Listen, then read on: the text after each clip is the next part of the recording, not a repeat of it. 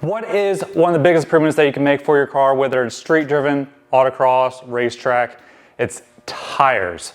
So this year I'm going with a different tire that I've ran in the past and a slightly different size. So let's jump into the video.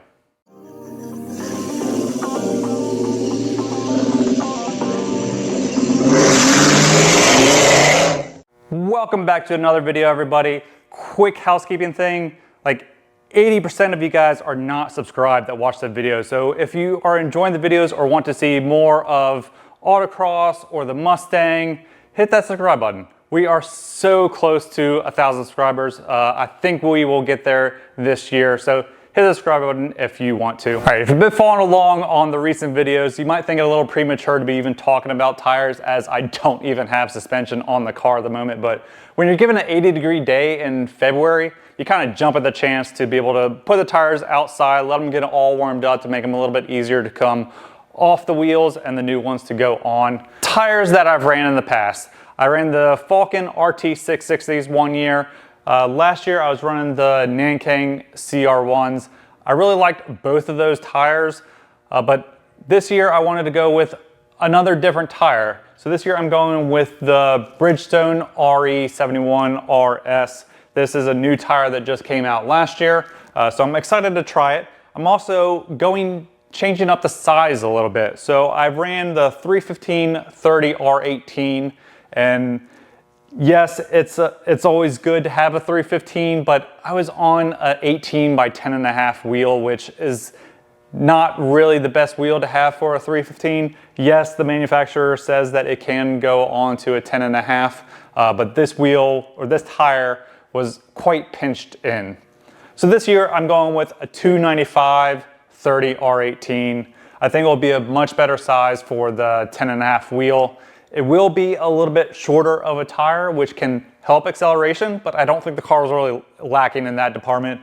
But it will hurt the top speed a little bit. I'll lose a little bit mile per hour at the top of second gear, which I was right around 70 miles per hour, I think. So I'll be in the high 60s. And that's kind of where I've been trying to keep the cars, the high 60s to 70 mile per hour mark, because Autocross is mostly all second gear. So you want to try to gear and tire size to where you're topping out second gear in the close to 70 mile per hour range. Most courses aren't any quicker than that. That's where most courses are designed, in the 60 to 70 mile per hour top speed.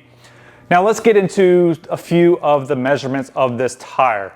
So right now, both of these are unmounted, and the Nankang, as you would expect, is just slightly taller. It's a 315 to a 295. So the difference is what, 20 millimeters, which is just less than 1 inch, but the difference in actual size here is only 3/16 of an inch.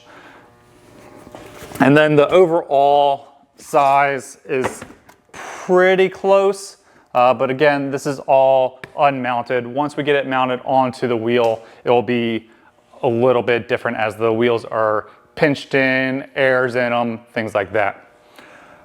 If you've been watching any of the other videos that I've done on tires, so I had ones on the Falkens, I had ones on the Nankangs, then you know that I have a tire machine over in the other garage. So I am able to mount and do my own tires. I'm not really going to go over that. I've done that a little bit in the past. It's not really all that exciting to watch me struggle trying to get these low profile tires on and off. Low profile tires are not fun to do. It'd be nice to have one of those new fancy machines that have the assisting arm, but I don't have one of those, so it's a little bit hard work. One thing to mention is you got the dot. You want to line that up with your valve stem. That's to try to minimize how much balancing actually needs to go into the wheel and tire.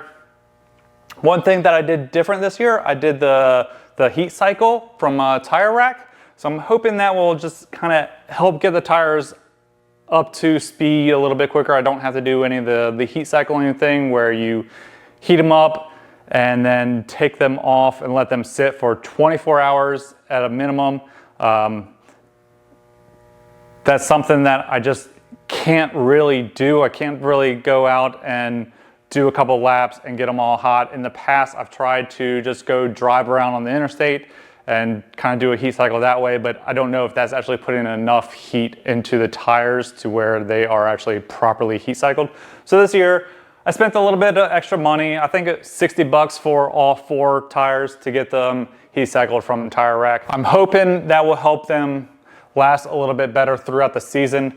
These Nankangs, yes, they made it all the way through the season, but they are spent. There is no life left in them, and they were very slippery at the end, at the last event that they were at. All right, let me jump into getting these installed, and we will check back with you guys in a second. All right, I got one of the tires mounted up. This one's still unmounted, no wheel on it. And you can see there's quite a difference between unmounted and a mounted tire. So you can't really go off of the measurements on the website a lot of times. Those might be the unmounted ones, or they could be mounted on a particular wheel. If you don't know what wheel the measurements are actually for, that will change depending on the wheel that you use and things like that. So again, this is a 10.5, and there's like an inch difference between an unmounted and a mounted tire here. So I think this will give a much better contact patch as it's kind of pulled the sidewalls in. We got a nice tread width, I think they call it right here, where the Nankangs were more pinched in. So this tread width was kind of more rolled over a little bit, I believe. So I think this will work out pretty good. Some actual measurements real quick. So unmounted, this height is 12 and 15/16.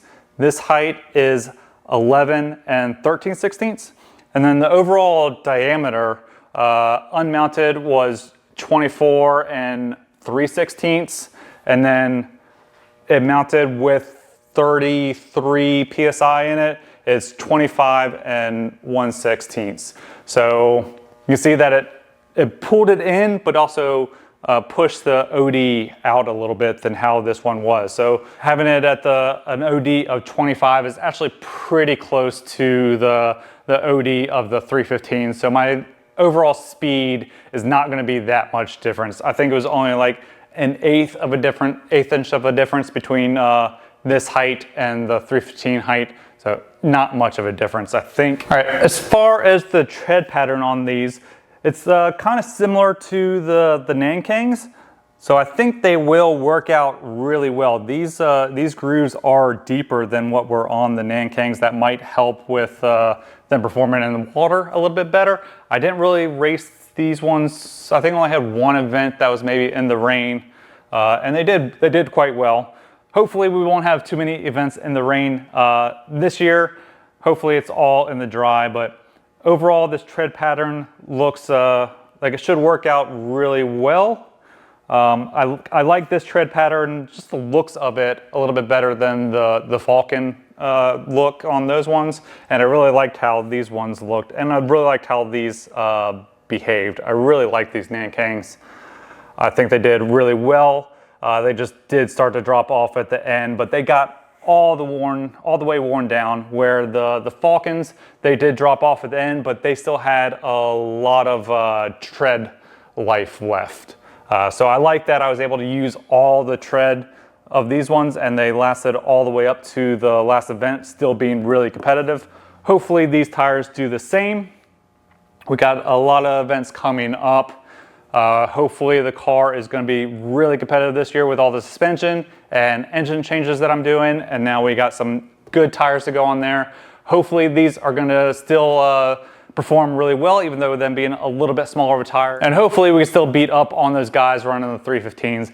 I think these tires are more than capable of doing it. So thank you guys for watching. We will see you in the next video. Remember, hit that subscribe button. It helps me out.